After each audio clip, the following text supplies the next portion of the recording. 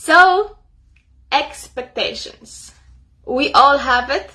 We all, usually we all act according to our expectations when we meet somebody, when we applying for a job, when we maybe want to rent a house. We all have some sort of expectations. But then what happens if those expectations are actually not met? What happens if you had so big expectations and nothing happens? Like, it goes the opposite way. Maybe you had a huge expectation of having this lovely night out with your friends, and it ended up wasn't so great. What do you do then? You feel so much disappointed that you don't want to see them ever again? You're so disappointed that you don't want to go out anymore for a meal? What do you do when you're so disappointed that you barely can handle it? Majority of time, we bring that disappointment on us. And I'm sure many of you now is like, what is she on about? Like, of course we don't want to feel disappointed. Yes, I get you. I absolutely understand that none of us wants to feel disappointed. But what do you do about it? That's a different story. Because many of us believe that we don't have control, we don't have any power, we can't do things. But we expect things happening to us. We expect different things being given, being said, being done. But if you're not going to communicate that, what you actually want, the other person can't read your mind. They won't know what you expect unless you tell them what you want. It's like in relationships. You can't expect the other person to give you what you want unless you communicate that very clearly with them. It's the same with children. If you're a mother, if you're a father, and you're just so angry at your children and you can't, there's so much disappointment because they don't behave certain ways, because they don't do this, because... Wait a second. Did you communicate with them? What does it mean to live to be in this family? Did you communicate with them that you do good when you love people? Have you communicated that with? How they supposed to know if you didn't tell them? Another example will be, okay, you are going for this house, you want to buy this house, you want to rent this house, and you do nothing. You have this huge expectation of buying this house. Yes, you have the money. You want to buy it, but you do nothing. You do nothing. Will that get you far? Will that actually get you where you want to be? Expecting, but no actions? It will be hard.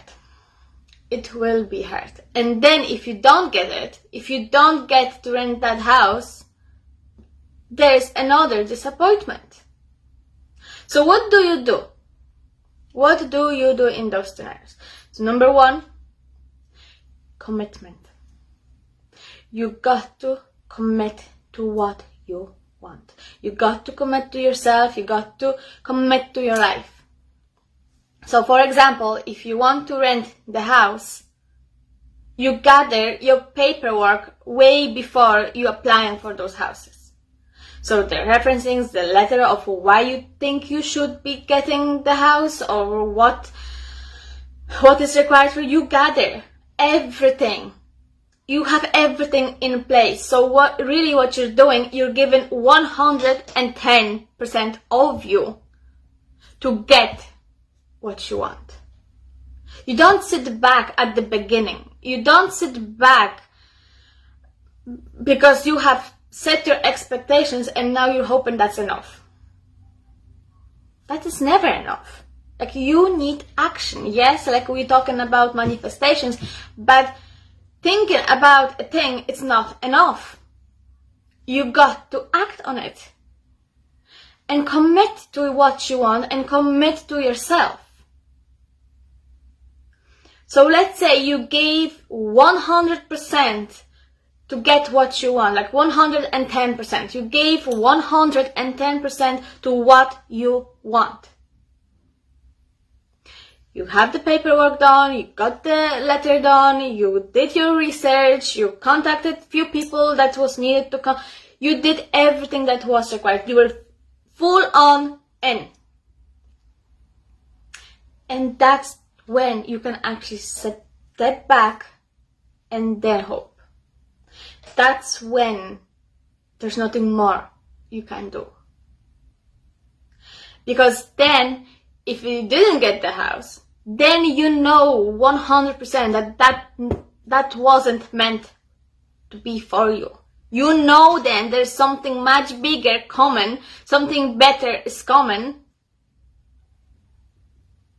You just know, because there was no other option. Why would you not get the other house? So first, commitment. Commitment to your own actions, to your own life. Okay? And then, how do you cope with stress? That's another thing. Like, how do you cope with stressful situations?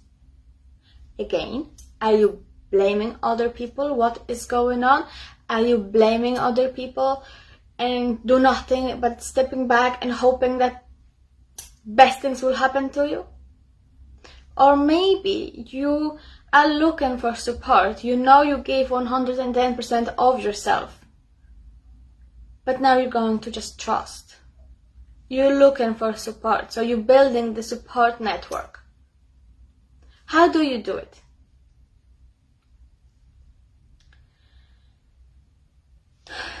You see, when you don't give 110% of yourself, when you want to have something, when you want something, you are then creating the disappointment. You are then creating a stressful situation.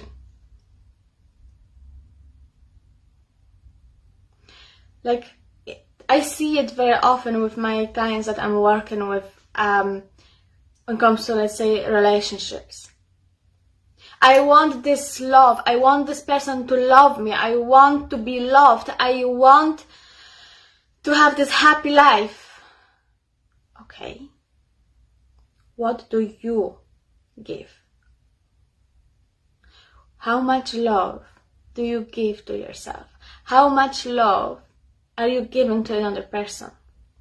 How often do you tell them that they are important? Oh, I can't do this. No way, because then he will have the control and he will think, no way, I'm not doing that. Okay, so you want to receive something without giving it? Like, that's not working. That's not how it works. Commitment. You got to ask yourself, how much commitment are you willing to give to get what you want? You can't expect someone to love you when you're not going, like, I'm going just to give you like 50% of my love because I need to have some backup plan here. It doesn't work like that. You either in 110 and then you get what you want, or you don't. And that's anxiety, like, oh my god, like, what if I will give my 110% and it will be rejected? What if I will give 110% and someone's going to use it and not give it back to me? Well, if you do that, and you know you didn't receive it from that person, then you know something bigger is coming. Then you know something else will happen accordingly and equally to your actions. You just know it. But you got to start the process. It's up to you. Like, it's on you. It's absolutely on you. Not on anybody else. Do you agree with me? You can tell me what you think in your comments. I will be very curious about your own opinions on it. So, how again? Like, if you want something, the first question you got to ask yourself, how commitment I'm going to be in it? How much do I want it? And then, as I said, all those limited thoughts are coming to our mind. I can't because I'm not this person. I can't because this is too scary. I can't because I'm too vulnerable. I can't because what if I will be judged? What if he's going to use me? What if she will use it? What if this is not safe?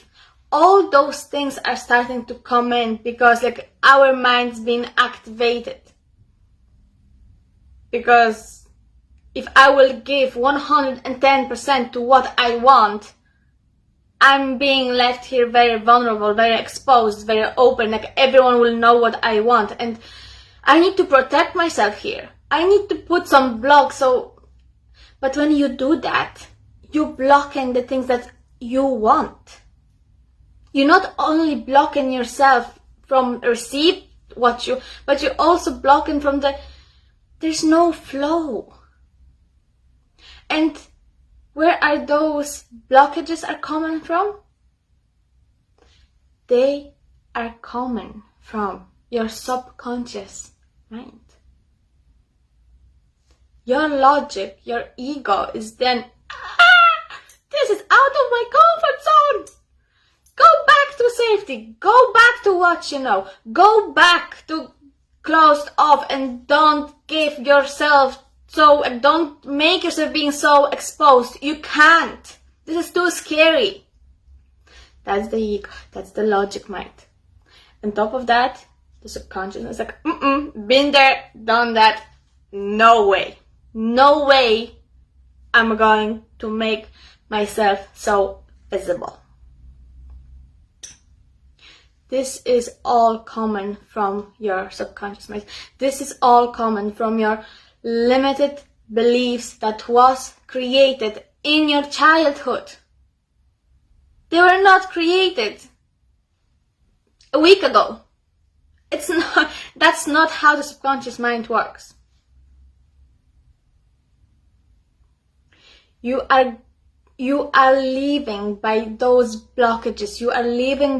You are experiencing yourself, your life, by all those core beliefs that once was created in your life, in your mind. But now, my dear, a game can change for you. When you step in and you say, I'm in control here. I'm in control. Okay, let me tell you what I mean by that. Okay, as you know, as being a psychotherapist, I'm working with loads of people, very vulnerable people who suffers from different types of issues. And if I have a client coming to me and telling me, Silvia, I hate myself. I can't cope with myself. I don't like myself. Why do I always feel like I'm the ugliest girl in the pub? Why am I always feeling that I'm just not likable? Like, why am I always suffering with getting to even talk with a man. Like, why? Like, I don't, why am I so like this?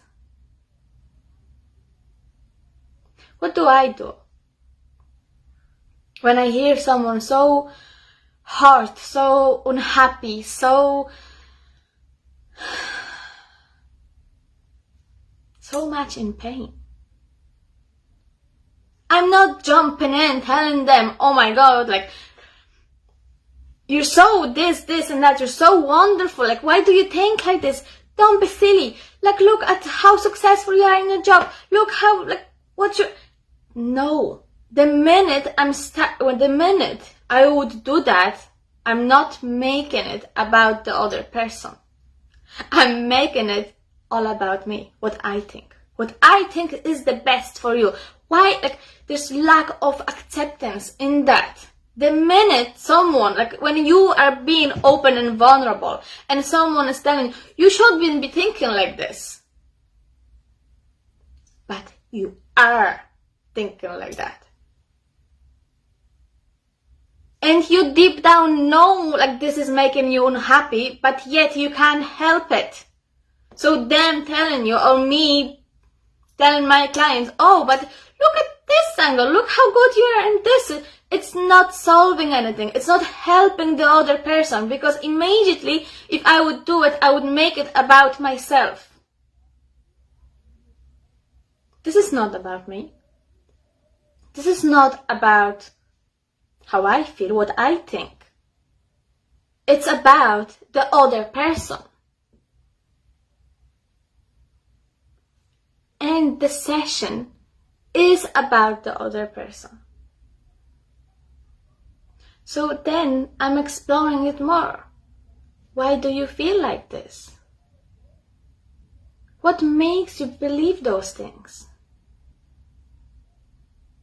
I'm not jumping and fixing and look at this and how great. No. Step back. And the reason the person feels like this, the reason you feel like this, is because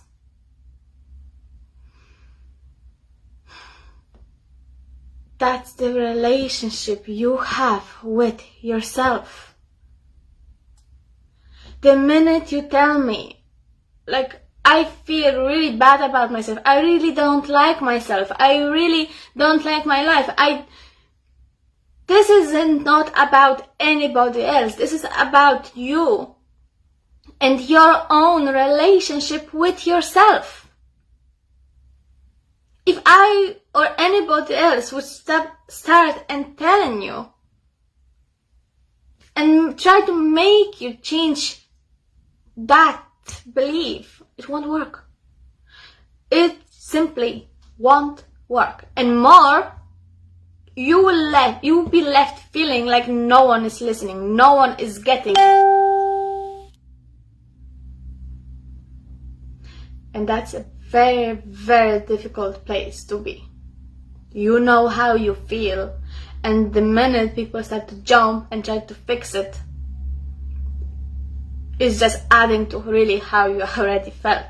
No one understands, I'm all alone, no one gets me, I'm invisible even more. I tried, I opened up, and now didn't get me anywhere.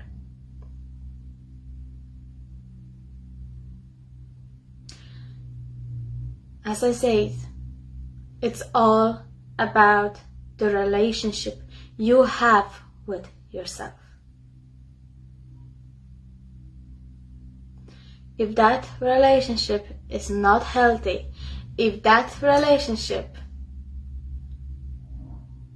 is not based on kindness and love, self-acceptance, my own or somebody else is telling you how great you are, won't change anything. Why? Because that is programmed in your subconsciousness. That is programmed in your core beliefs that you made yourself believe long, long time ago. You know, as many of you might know, I'm actually this year finishing my master's in child and adolescent psychotherapy, and it's part-time. I'm working during the week, but also at the weekends. Hi Thomas. But also at the weekends I'm doing my college, and as my last module was about trauma, and we were talking about childhood trauma. We were talking about how childhood really impacts our adulthood, and the lecturer put on the video. It was like a 2 minutes video about physical abuse and emotional abuse, and how really that is affecting us in adulthood. But really at the beginning of the video, it was few children, they were playing, but then they were not really playing. They were saying those really mean things to themselves. Like there was this girl drawing, and then she was saying, I'm a cow, I'm a cow. Like that was heartbroken. Like you're 4 or maybe 5, and you're saying to yourself, you're a cow. The other girl was on the swing, and then someone wanted to tell her something, and she started to scream, you're doing my head in, shut up!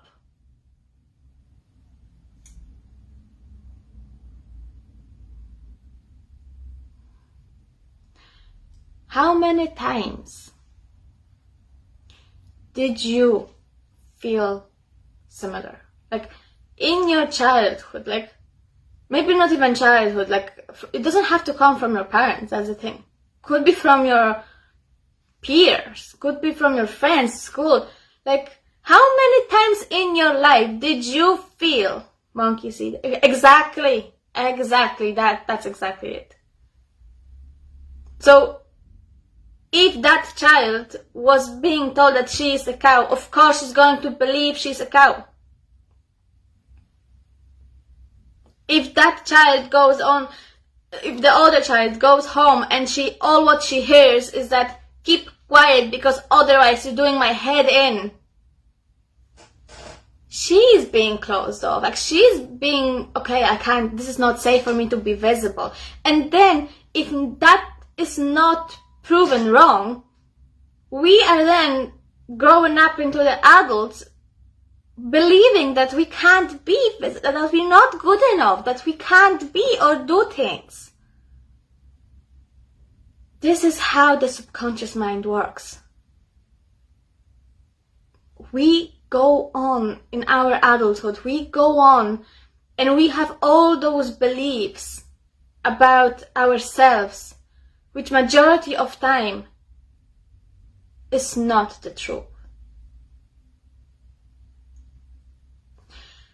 Unfortunately, we didn't have people who were supporting us. We didn't have people who believe in us. So for that, like if we were growing up with this, there's no way we could challenge that. So this is me now talking to you and want to challenge your core beliefs. How much of them you hold on to them and they're very unhealthy. Would listen to your thank you so much. Thank you. So, like how I don't know what to say now. Oh my goodness. Okay. But like how come back to your child, like how many of those core beliefs do you hold inside you, believing that you don't even have them? Like that's the thing, like we don't even acknowledge that we have them. We don't even know that we have those core very unhealthy beliefs about ourselves. So this is going to be a little bit of homework for you.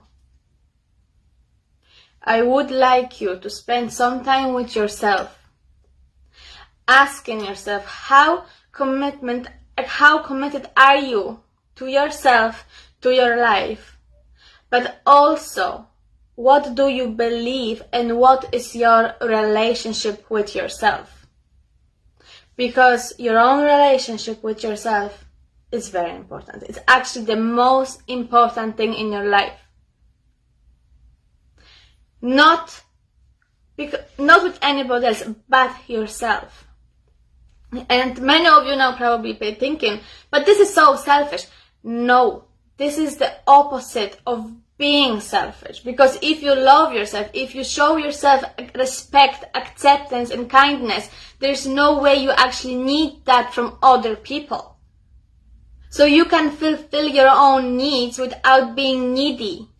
You don't need other people to be happy. You're enough. And whatever you believe and whatever your experience was when it comes to your childhood, if no one ever told you you're enough, I am telling you you're enough. You are enough.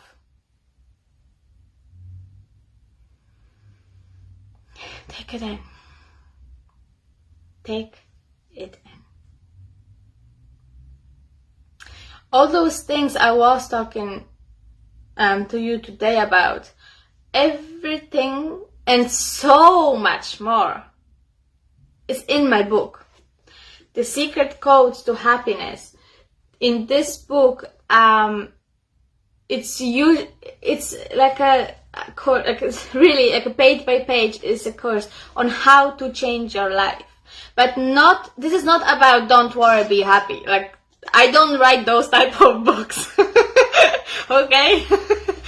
This is deep. Like, this book goes deep because it's about how to change your core beliefs, how to change your subconscious mind, how to change your mindset. You see, I'm talking about being and staying in the wolf mentality. That's the archetype. I will do probably another live on archetypes. Not today, but also about the life victim. And when I refer to life victims in my book, I don't call you a life victim. This is about mindset. I once were in that mentality. Was that me? No. And if you are in victim mentality, this is not you. You're so much more than that victim mentality. You are more. You are enough. But before you can change and feel it, you got to start changing it. You got to be committed to yourself. And in here, like step by step, very slowly, I'm showing you how to change it. Because I want you to be happy. I want you to feel your power. I want you to feel that you are a wolf. that you can get the things that you want, that you can achieve them. And when you think of yourself that you can't, automatically you bring in yourself, like you're making yourself very small. But that's not who you are. That's not of any of us. We are not small. We are very powerful human beings.